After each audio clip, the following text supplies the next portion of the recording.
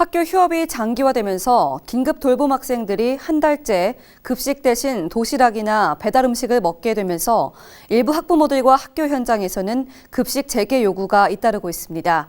제주에 이어 서울, 세종 등은 급식을 이미 하고 있거나 9일부터 실시할 예정인데 충북은 현재까지 결정을 내리지 못하고 있습니다. 임가연 기자의 보도입니다.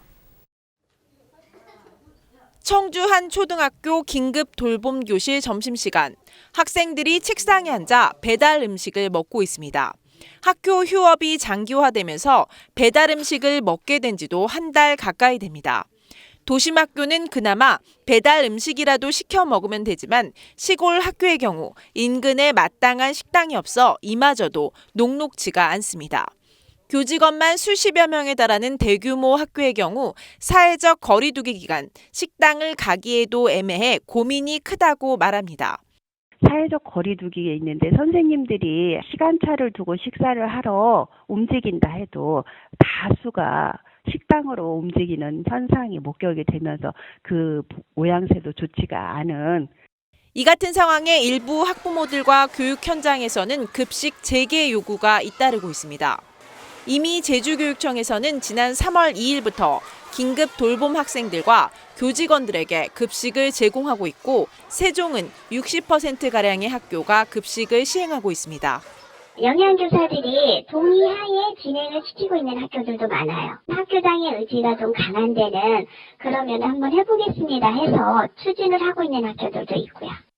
서울시 교육청은 4월 9일부터 정식 학교 급식이 시작될 때까지 긴급 돌봄과 교직원에게 중식 운영을 하라는 권고 공문을 내려보냈습니다.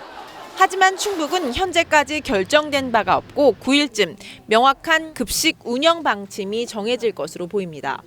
급식 제공 요구가 점점 커지고 있는 상황인데요. 또 이런 상황에서도 한편으로는 급식 운영이 또 사회적 거리두기 취지에 맞지 않는다는 의견도 있어서 신중하게 저희가 접근을 하고 있습니다.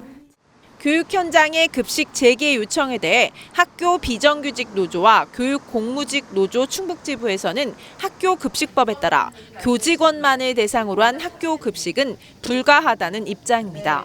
학교 급식법에는 급식 대상을 학생으로 제한하고 있고 만약 식중독 사고가 발생할 경우 영양사, 조리사 등 면허가 취소되는 불이익에 처할 수 있다는 것이 노조의 설명입니다. 근거도 없는 이 교직원 급식을 실시할 경우에 그에 뒤따르는 책임 소재는 어떻게 할 거냐 이런 여러 논란이 있을 수 있기 때문에 이 부분은 원칙에 따라서 교직원만의 급식은 실시하는 것은 불가하다라는 입장을 가지고 있습니다. 다만 긴급 돌봄 학생들만으로 한 중식 제공은 학교별 상황에 맞게 지원할 수 있다고 밝혔습니다. 온라인 계약에 따른 교사와 긴급 돌봄 학생들을 대상으로 한 급식 재개 여부를 놓고 교육계 혼란이 이어지고 있습니다. HCN 뉴스 임가영입니다.